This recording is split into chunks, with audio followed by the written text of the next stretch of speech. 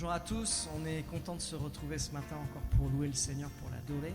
On veut vraiment pouvoir, au travers de ces chants, encore élever son nom et pouvoir vraiment lui dire combien nous sommes reconnaissants de nous garder et de nous protéger. Amen.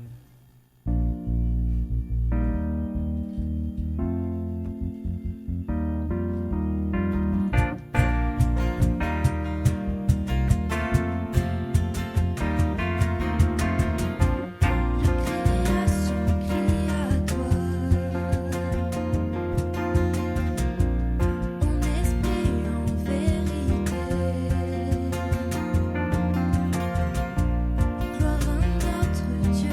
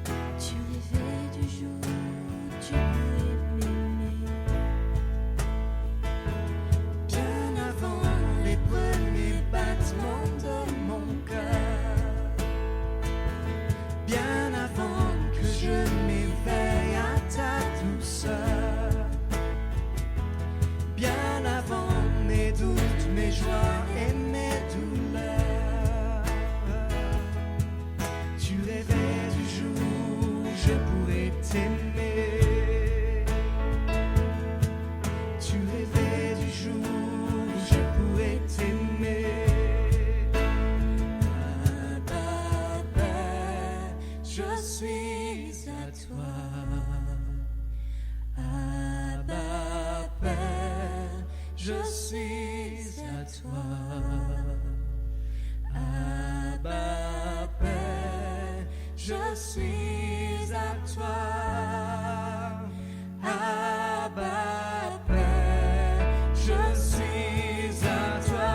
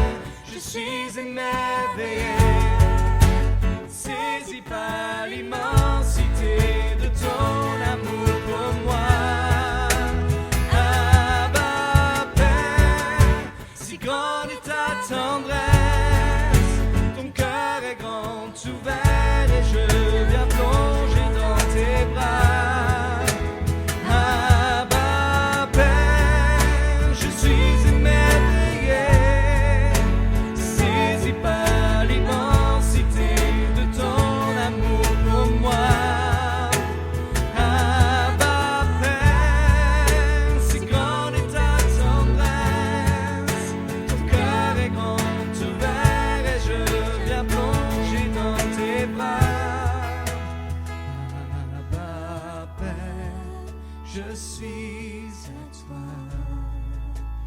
Abba, Père, je suis à toi. Abba, Père, je suis à toi. Abba, Père, je suis à toi.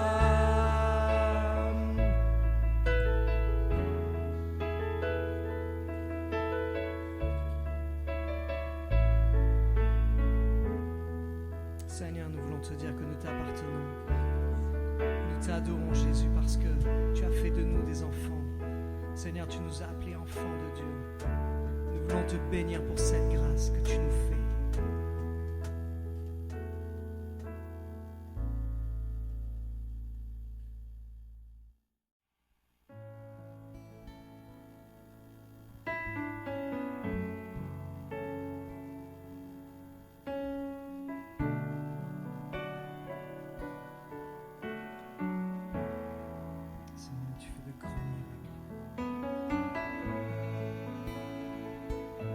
Tu es un Dieu incomparable.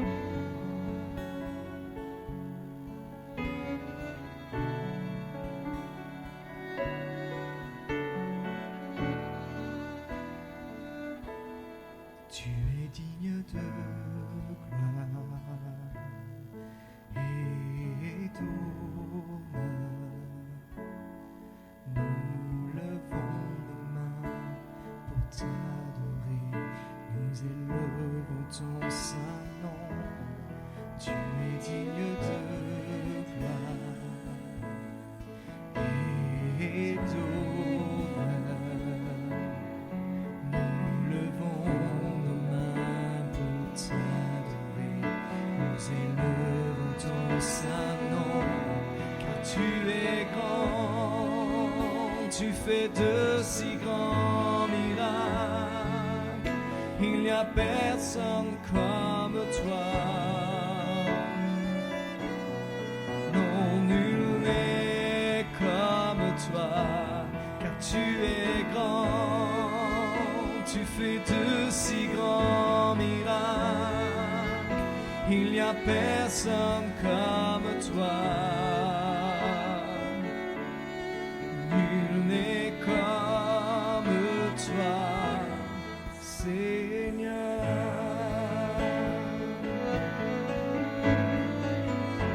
Alléluia, nul n'est comme toi. Seigneur, nous t'adorons, nous te bénissons, nous élevons ton nom, Jésus-Christ. C'est ce nom qui fait de si grands miracles. Tu es digne de gloire et d'honneur. Nous levons nos mains pour t'adorer, nous élevons ton saint nom. Tu es digne de gloire et d'honneur. Nous levons nos mains pour t'adorer, nous élevons ton saint nom, car tu es grand, tu fais de si grands miracles, il n'y a personne comme toi. Non, nul n'est comme toi, car tu es grand, tu fais de si grands miracles, il n'y a personne comme toi.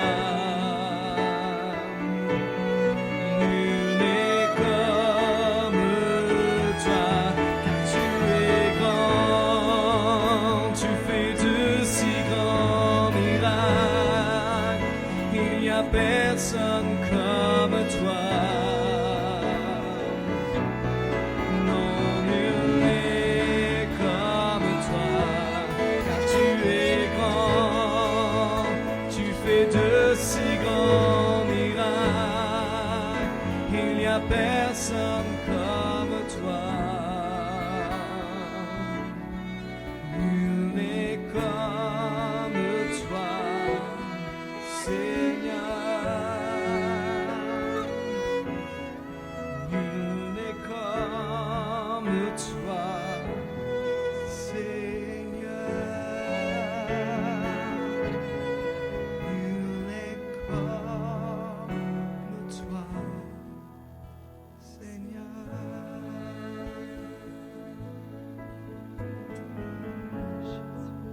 Adoration et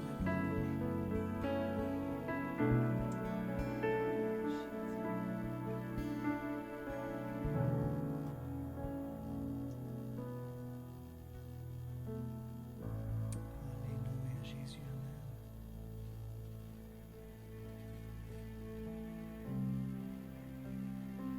Seigneur, nous voulons t'adorer. Nous voulons te donner nos vies, nos cœurs, Seigneur.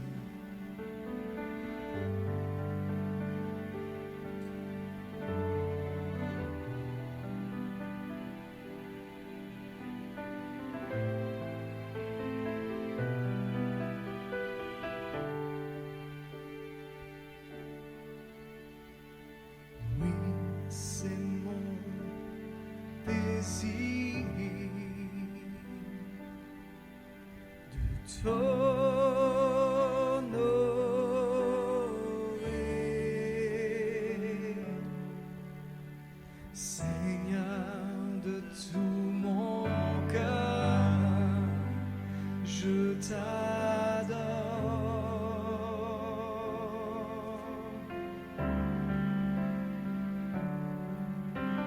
Tout ce qui est en moi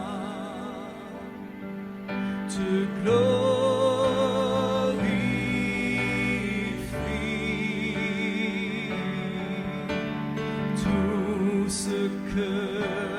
j'adore est en toi.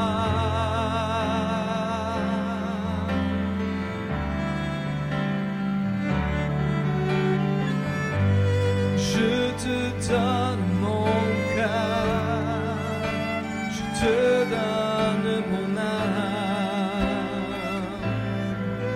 Pour toi seul je vis, chaque moment que je vis, chaque fois que je respire. Oh, prends ta place en moi.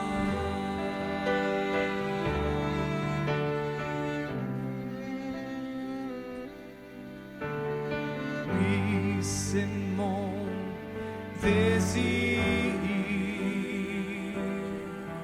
de t'honorer,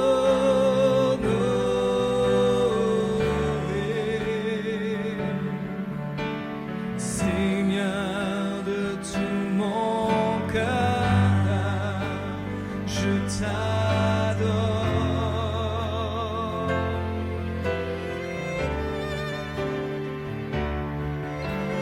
Tout ce qui est en moi te glorifie.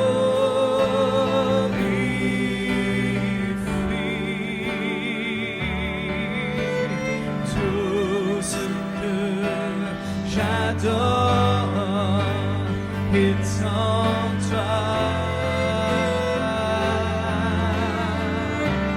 Seigneur, je te donne mon cœur. Je te donne mon cœur, je te donne mon âme.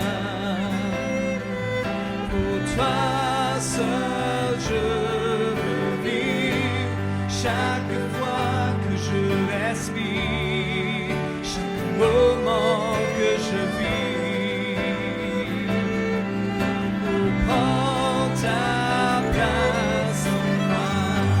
Je te donne mon cœur, je te donne mon âme. Pour toi seul je veux vivre, chaque fois que je respire, chaque moment que je vis. Oh, prends ta place en moi.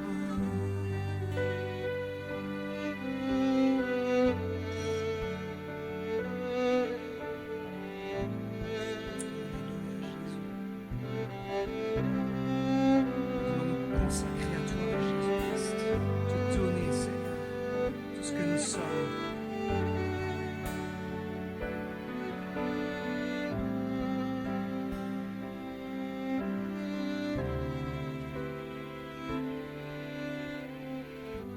Je te donne mon cœur, je te donne mon âme.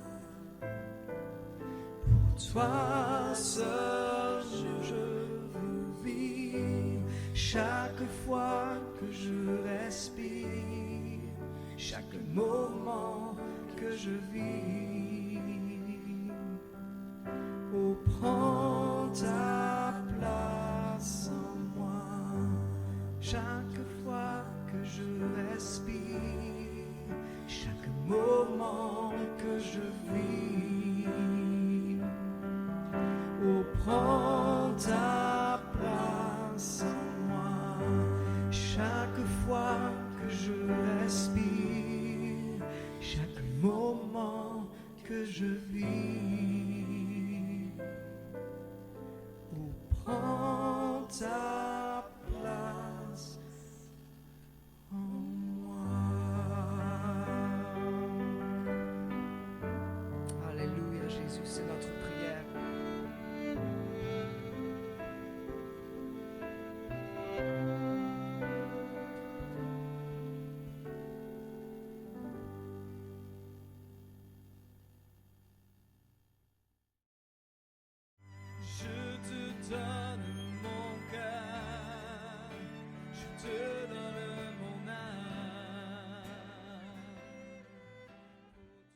Bonjour à tous, j'espère que vous allez bien, on est content de se retrouver. Merci à Luc et Jean-Christophe pour ces chants. J'aimerais vous emmener ce matin avec cette pensée, l'encouragement de l'Ascension. Jeudi, nous avons fêté cette journée, la fête de l'Ascension qui est dans notre calendrier chrétien. Mais quel sens et quelle signification, c'est ce que nous allons voir ensemble ce matin. Et pour nous placer dans ce contexte, eh bien, nous allons lire dans le livre des Actes des Apôtres, au chapitre 1er, et nous lirons les 14 premiers versets. Nous allons voir, eh bien, Jésus, après la résurrection, il va monter en gloire pour être assis à la droite du Père. On va voir tout ce que cela, eh bien, apporte pour nos vies et pour chacun d'entre nous. Lisons ensemble ce passage. Théophile, j'ai parlé dans mon premier livre de tout ce que Jésus a commencé de faire et d'enseigner dès le commencement jusqu'au jour où il fut enlevé au ciel. Après avoir donné ses ordres par le Saint-Esprit aux apôtres qu'il avait choisis, après qu'il eut souffert, il leur apparut vivant et leur en donna plusieurs preuves, se montrant à eux pendant 40 jours et parlant des choses qui concernent le royaume de Dieu. Comme il se trouvait avec eux, il leur recommanda de ne pas s'éloigner de Jérusalem, mais d'attendre ce que le Père avait promis, ce que je vous ai annoncé, leur dit-il, car Jean a baptisé d'eau, mais vous, dans peu de jours, vous serez baptisés du Saint-Esprit. Alors les apôtres réunis lui demandèrent, « Seigneur, est-ce en ce temps que tu rétabliras le royaume d'Israël ?» Il leur répondit, « Ce n'est pas à vous de connaître les temps ou les moments que le Père a fixés de sa propre autorité. Mais vous recevrez une puissance, le Saint-Esprit survenant sur vous, et vous serez mes témoins à Jérusalem, dans toute la Judée, dans la Samarie et jusqu'aux extrémités de la terre. » Après avoir dit cela, il fut élevé pendant qu'ils le regardaient, et une nuée le déroba à leurs yeux. Et comme ils avaient les regards fixés vers le ciel pendant qu'ils s'en allaient, voici 2 hommes vêtus de blanc leur apparurent et dirent, « Hommes galiléens, pourquoi vous arrêtez-vous à regarder au ciel ? Ce Jésus qui a été enlevé au ciel du milieu de vous viendra de la même manière que vous l'avez vu allant au ciel. » Alors ils retournèrent à Jérusalem, de la montagne appelée des Oliviers, qui est près de Jérusalem, à distance d'un chemin de Shabbat. Quand ils furent arrivés, ils montèrent dans la chambre haute, où ils se tenaient d'ordinaire. C'étaient Pierre, Jean, Jacques, André, Philippe, Thomas, Barthélemy, Matthieu, Jacques, fils d'Alphée, Simon le Zélote, et Jude, fils de Jacques. Tous, d'un commun accord, persévéraient dans la prière et dans l'oraison, avec les femmes, et Marie, mère de Jésus, avec les frères de Jésus. Amen. L'Ascension est une fête chrétienne célébrée 40 jours à partir de la Pâque. Et notre Seigneur Jésus-Christ, enlevé au ciel au milieu des disciples, retourna vers le Père, retourna vers son Père pour être glorifié à sa droite. L'Ascension est le couronnement de son œuvre rédemptrice, sa mort et sa résurrection. Et après son humiliation, eh bien Christ est maintenant souverainement élevé, exalté. L'Ascension nous rappelle que Christ a vécu, eh bien, il a vécu sur cette terre et il a vaincu la mort et le péché. Il intercède pour nous. Il a reçu du Père pour nous les dons du Saint-Esprit qu'il a répandus sur son Église et il revient de la même manière qu'il est monté. Christ a quitté son ciel de gloire pour venir au milieu de nous, afin dans cette volonté qui était, eh bien, celle du Père, Christ était associé dans cette volonté aussi, il est venu au milieu de nous, eh bien, pour nous sauver, pour nous délivrer du péché. Et Christ, dans son humiliation, dans son abaissement, a été élevé et il a retrouvé sa place auprès du Père. Oui, l'Ascension pourrait être un jour de deuil pour l'Église, séparée de son Seigneur, séparée de son Seigneur depuis des siècles. Pensez Pensez aux disciples, l'ascenseur, et c'est pas pour faire un jeu de mots avec l'ascension, mais pensez aux disciples à l'ascenseur émotionnel qu'ils ont vécu après la Pâque. Ils ont passé 3 années avec Jésus, et il va y avoir après l'horreur de la croix, la culpabilité de l'abandon. L'abandon, ils l'ont trahi. Il y a l'incompréhension de la résurrection. Et ces entretiens qu'ils ont eus avec Jésus quand il était ressuscité, qu'il est venu à plusieurs reprises pour les fortifier, pour les encourager. Mais 40 jours après, Jésus est là avec ses disciples et il va monter dans le ciel de gloire. Et aux yeux des disciples, les disciples auront les yeux levés et voyant Christ monter, une nuée le déroba à leurs yeux. C'est un jour grave pour les disciples. Ils n'auront plus Jésus à côté d'eux. Et pourtant, l'ascension est un jour, l'ascension n'est pas un jour de deuil, mais l'ascension c'est vraiment un jour de joie et d'adoration. L'ascension, elle n'appauvrit pas les disciples ni l'Église. Bien au contraire. Elle est le commencement et la condition de l'effusion du Saint-Esprit. Il fallait que Christ monte auprès du Père et qu'il soit glorifié pour que le Saint-Esprit puisse être répandu sur l'Église. Et la victoire sur le péché est annoncée aussi. Christ est monté auprès du Père parce qu'il avait accompli la mission. Il y a aussi dans l'ascension l'annonce glorieuse du retour de Jésus. Jésus est monté au ciel, mais il reviendra. Et tout cela nous a été annoncé dans la lecture que nous avons pris ensemble. Oui, l'ascension de Jésus nous rappelle la victoire de la résurrection. Et c'est écrit au verset 3, « Après qu'il eut souffert, il leur apparut vivant et leur donna plusieurs preuves, se montrant à eux pendant 40 jours et parlant des choses qui concernent le royaume de Dieu. » Pendant ces 40 jours, Jésus s'est présenté à plusieurs reprises à ses disciples pour leur parler, pour les encourager. Et oui, on peut dire que l'ascension nous parle et nous rappelle la victoire de la résurrection de notre Sauveur Jésus-Christ. Parce que la prédication de l'Évangile repose sur la mort à la croix de Jésus-Christ et de sa résurrection. Jésus fut humilié dans son incarnation, dans la souffrance et dans sa mort. Christ a quitté son ciel de gloire pour venir au milieu de nous. Et dans cette humiliation et dans cet abaissement, Dieu l'a grandement élevé dans sa résurrection. Et c'est ce qui nous est partagé dans Philippiens chapitre 2. Cette pensée traverse bien sûr les évangiles.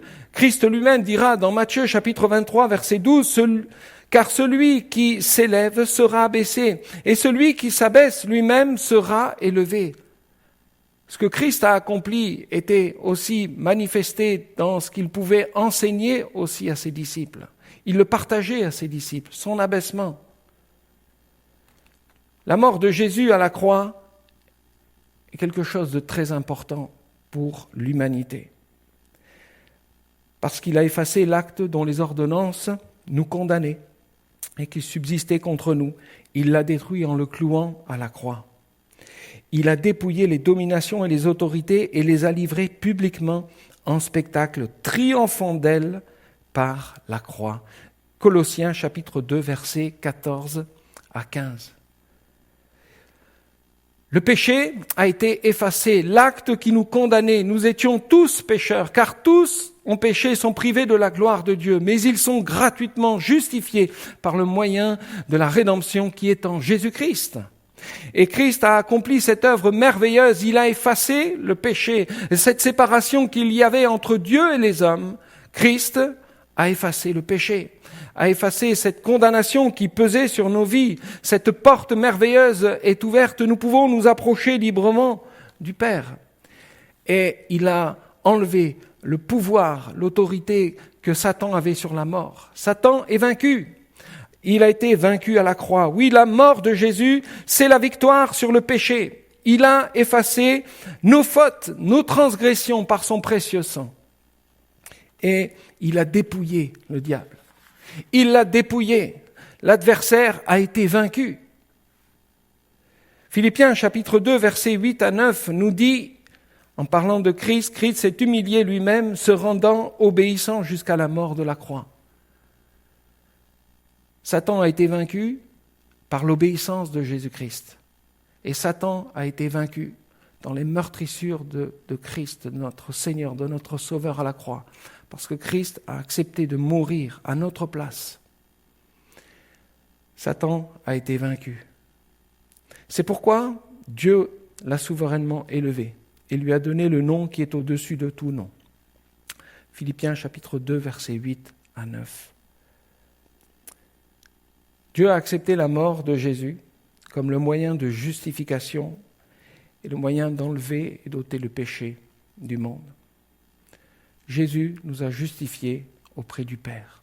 Et nous pouvons nous approcher auprès de Dieu librement parce que Christ nous a justifiés. Et comment entrer dans cette œuvre merveilleuse de notre Sauveur ? Eh bien, c'est par la foi. C'est par la foi, c'est en croyant en Jésus-Christ, en ayant accepté Jésus comme notre Seigneur et notre Sauveur. Et c'est comme cela que nous sommes pardonnés de nos péchés. Tu peux, toi qui m'écoutes ce matin, le Seigneur peut te pardonner de tes péchés et tu peux recommencer tout à nouveau avec Jésus. Jésus est mort à la croix, mais il est ressuscité 3 jours après. Jésus est désormais à la droite de Dieu. Il est revenu dans la gloire qu'il a quittée pour nous. Il a quitté cette gloire pour venir nous sauver. Et maintenant, il exerce son pouvoir royal. Il est le roi des rois, le Seigneur des seigneurs. Et il y a un encouragement pour toi, mon frère, ma sœur, cher ami qui m'écoute. Il y a un encouragement dans l'ascension. Romains chapitre 8, versets 33 à 34 nous dit « Qui accusera les élus de Dieu ?» C'est Dieu qui justifie. Qui les condamnera ? Christ est mort. Bien plus, il est ressuscité et il est à la droite de Dieu. Et il intercède pour nous. Alléluia, Christ intercède pour nous par ce précieux sang qu'il a présenté auprès du Père. Il est capable de nous dire « Mais je les ai justifiés. Ils sont maintenant justifiés par ce sang précieux. » Il est notre défenseur. Rien ne nous séparera de l'amour de Dieu manifesté en Jésus-Christ. Oui, l'ascension de Jésus nous rappelle la victoire de la résurrection. Et il est bon de se rappeler que si quelqu'un a péché, nous avons un avocat au trône de la grâce. Nous avons un avocat auprès du Père, et c'est Jésus-Christ. Jésus n'est pas là pour te condamner, Jésus n'est pas là pour t'accuser ce matin, mais il est là pour prendre ta défense. Si l'ennemi de ton âme vient comme t'accabler, t'écraser, sache que ce matin, tu as auprès de Jésus un avocat qui veut te défendre et te secourir. Même si Satan semble si souvent être vainqueur, eh bien rappelons-nous que Jésus-Christ est le Seigneur. Et il faut qu'il règne dans nos cœurs, il faut qu'il ait toute la place dans nos cœurs.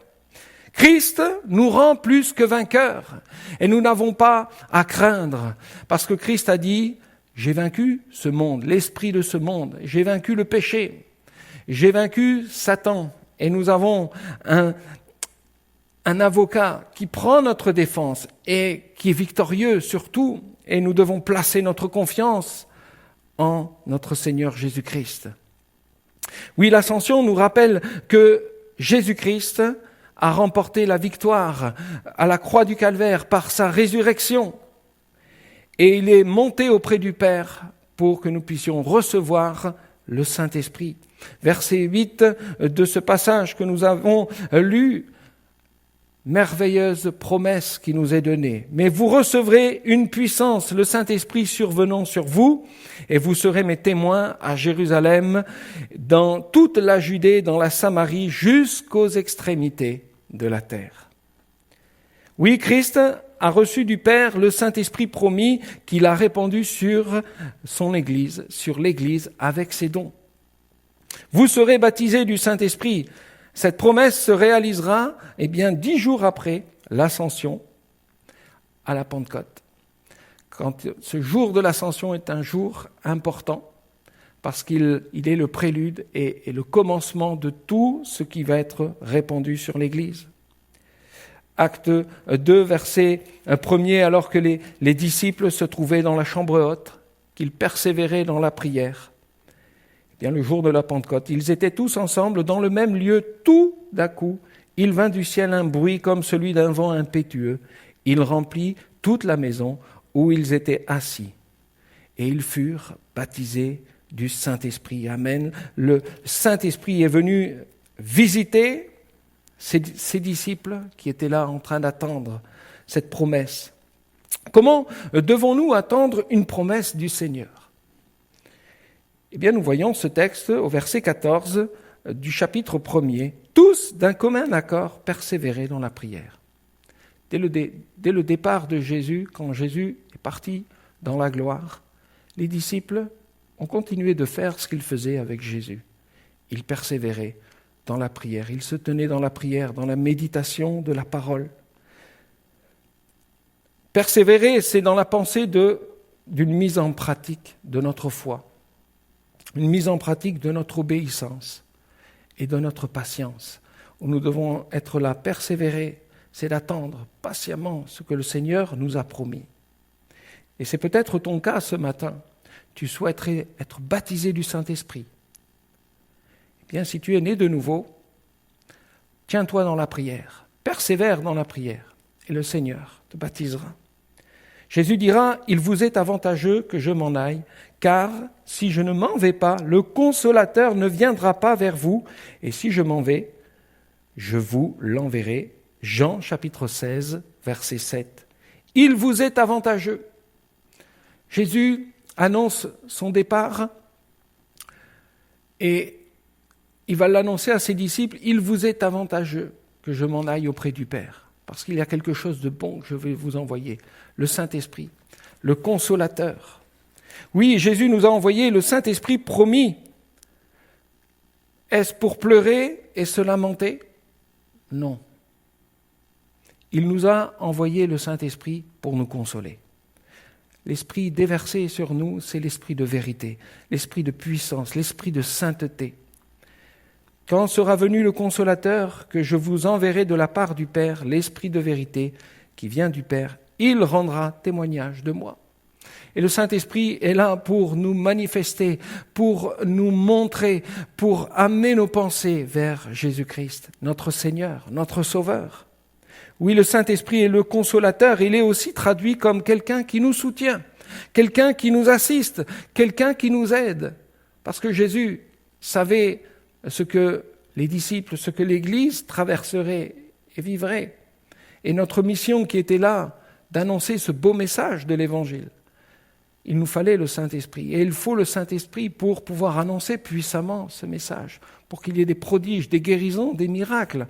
Et il fallait que cette Église soit remplie du Saint-Esprit. Et Christ a baptisé cette Église primitive. Et Christ baptise encore aujourd'hui son Église. Il nous envoie son Saint-Esprit pour nous renouveler, nous fortifier, pour nous assister, nous soutenir et nous venir en aide. Le baptême dans le Saint-Esprit est une action de l'Esprit venant s'ajouter à son œuvre de régénération, de nouvelle naissance. Quand nous acceptons Jésus-Christ comme notre Seigneur et notre Sauveur, le Saint-Esprit œuvre dans notre cœur, il nous change, il nous transforme, il nous fait passer dans cette naissance spirituelle. Et bien plus, le Seigneur veut nous remplir, nous baptiser dans le Saint-Esprit, quelque chose qui vient se rajouter en plus. Quelles sont les conditions pour recevoir le baptême du Saint-Esprit?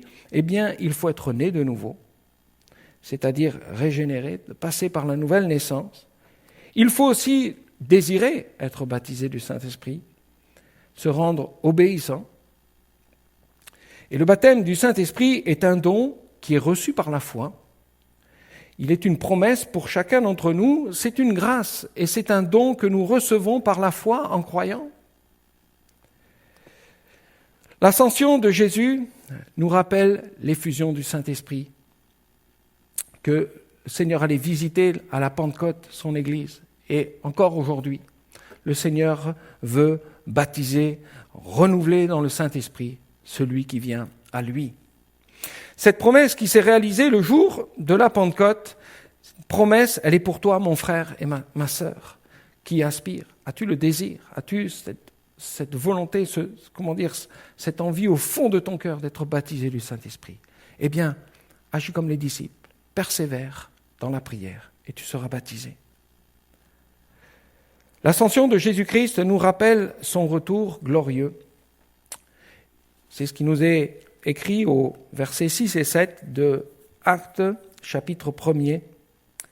Alors les apôtres réunis lui demandèrent « Seigneur, est-ce en ce temps que tu rétabliras le royaume d'Israël ?» Il leur répondit « Ce n'est pas à vous de connaître les temps ou les moments que le Père a fixés de sa propre autorité. » Les apôtres partageaient la grande espérance de leur nation selon laquelle le Messie viendrait établir son royaume terrestre, ce royaume terrestre. Et Jésus l'a souvent annoncé prophétiquement. Les promesses à venir au temps et moment fixés par le Père.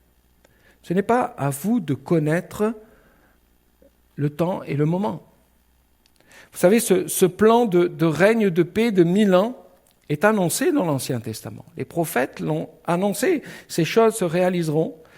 Il suivra l'enlèvement de l'Église. Ce royaume qui va se mettre en place suivra l'enlèvement de l'Église. Christ va venir chercher son Église. Il viendra sur cette terre pour mettre un règne de paix de 1000 ans, sauver son peuple Israël, mettre un règne de paix de 1000 ans, et il jugera ce monde. C'est là, dans tout cet avenir qui est devant nous, de ces choses qui vont arriver. Et nous allons, nous, être avec Jésus-Christ. Et l'annonce du retour de Jésus doit nous fortifier et ne doit pas nous faire peur. Souvent, on est avec la crainte du retour de Jésus, mais c'est l'accomplissement de tout ce que Jésus a annoncé. Elle ne fait pas de nous des mystiques, elle ne fait pas de nous des extrémistes. Le retour de Jésus est vraiment dans cette perspective de ce que Christ a annoncé, de ce que les Écritures annoncent. La perspective du rendez-vous avec Jésus illumine nos épreuves actuelles. On passe peut-être par des moments difficiles, on est éprouvé, mais Christ est à nos côtés par le Saint-Esprit. Il nous accompagne jusqu'à ce moment du retour de Jésus. Jésus va revenir, nous chercher. Et cela nous donne, cela illumine notre espérance et nous donne aussi de la persévérance dans notre marche avec le Seigneur. Et le retour de Jésus nourrit aussi notre espérance. Jésus revient. Jésus n'est pas derrière nous, loin dans le passé, mais Jésus est devant nous et il marche et nous marchons à sa suite. Il nous est impossible de connaître ni le jour ni l'heure de sa venue. Bien des hommes ont établi des dates, mais Jésus va revenir. Et nous n'en connaissons pas ni le moment, mais nous devons nous tenir prêts. Le Seigneur peut revenir d'un moment à l'autre pour l'enlèvement de l'Église. Et nous devons nous tenir prêts continuellement. Continuellement avoir ce cœur dans l'attente. Et Jésus encouragera ses disciples dans l'Évangile de Marc, au chapitre 13, versets 33 à 37. Regardez ce que Jésus dira à ses disciples. Marc, chapitre 13, versets 33 à 37. « Prenez garde, veillez et priez, car vous ne savez quand ce temps viendra. Il en sera comme d'un homme qui, partant pour un voyage, laisse sa maison, remet l'autorité à ses serviteurs, indique à chacun sa tâche et ordonne au portier de veiller. Veillez donc, car vous ne savez quand viendra le maître de la maison, ou le soir, ou au milieu de la nuit, ou au chant du coq, ou le matin. Craignez qu'il ne vous trouve endormi à son arrivée soudaine. Ce que je vous dis, je le dis à tous, veillez. » Et c'est ici l'encouragement que le Seigneur nous donne, l'exhortation qu'il nous amène. Nous devons veiller. L'attente de l'Église se manifeste par des actes, par des relations avec les autres, dans une Église qui est active, qui attend le retour de Jésus et qui est à l'œuvre. Nous ne sommes pas en train de veiller et de dormir, mais nous veillons et nous attendons le retour de Jésus en étant autour de nous, en partageant le beau message de l'Évangile, en annonçant que Jésus veut pardonner les péchés, Jésus veut sauver. Dieu veut que tous les hommes soient sauvés et parviennent à la connaissance de la vérité. C'est là le désir du Père. Toutes ces certitudes, nous ne voulons pas les garder pour nous. Nous avons découvert l'amour de Dieu et nous voulons faire connaître autour de nous l'amour de Dieu. Nous voulons faire connaître autour de nous ce plan merveilleux que Dieu a pour l'humanité, qui est révélé dans sa parole. Le désir de notre Dieu, c'est que tous soient sauvés. Et nous voulons entrer dans cette démarche, dans ce pas aussi, et d'annoncer Jésus-Christ autour de nous. Nous voulons témoigner autour de nous la bonne nouvelle de l'Évangile. Oui, l'ascension, mon frère, ma sœur, est un encouragement pour toi. L'ascension est un encouragement parce que l'ascension de Jésus-Christ nous rappelle la victoire de la résurrection et de tout ce qui en découle pour notre vie, pour le pardon de nos péchés, de cette espérance que nous avons en Jésus-Christ. L'ascension nous rappelle l'effusion du Saint-Esprit, où quand Christ est parti auprès du Père, il ne nous a pas abandonnés, mais il nous a laissé le Consolateur, le Saint-Esprit, qui agit et qui œuvre encore aujourd'hui.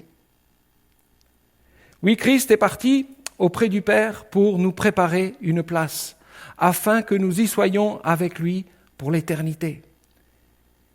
Mais Christ va revenir pour chercher son Église.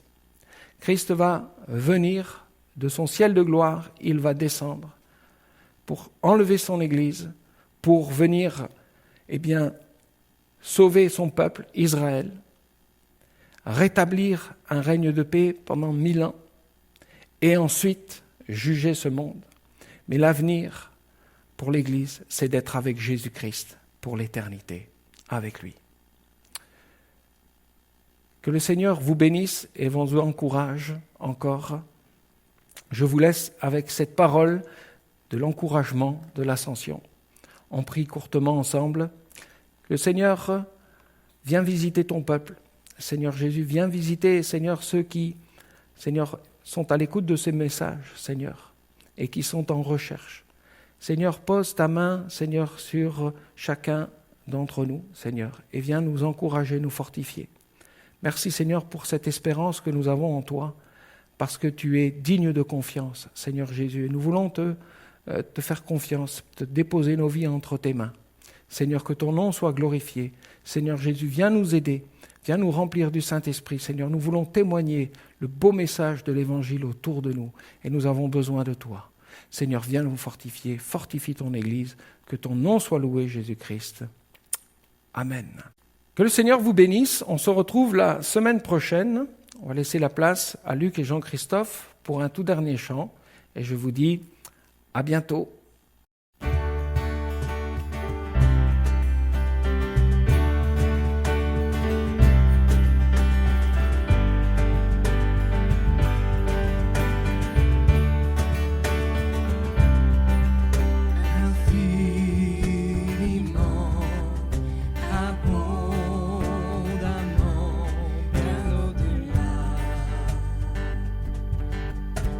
Ce que tu demandes au travers